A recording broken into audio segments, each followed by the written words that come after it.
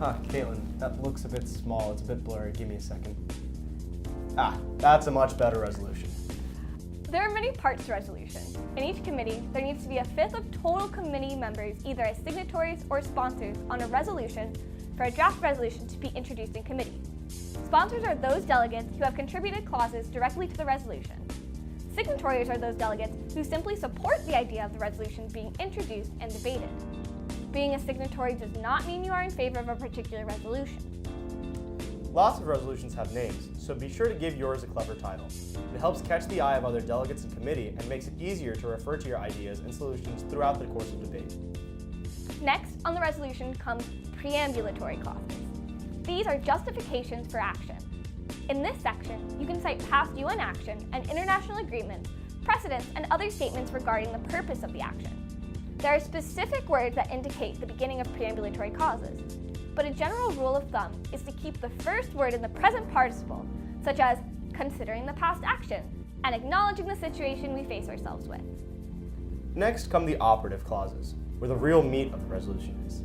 In this section, you outline the policies of the resolution you are creating.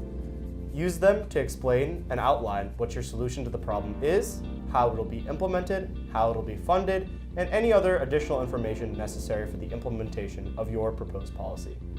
Operative clauses begin with a verb in the present third person singular. For example, creates an oversight committee to monitor, or encourages transparency through annual reports. Now let's talk about amendments. A friendly amendment is a change added to a draft resolution after it has been introduced, but before it has been voted on by the committee that all the sponsors have signed off on. It is automatically incorporated into the draft resolution during voting procedure. However, an unfriendly amendment is a change to a draft resolution that does not have the support of all the draft resolution sponsors. It is introduced in the same period as a friendly amendment, but the authors of an unfriendly amendment must obtain the required number of signatories, which is 1/5 of the committee, for it to be introduced. Prior to voting on the draft resolution in question, the committee will vote on all unfriendly amendments.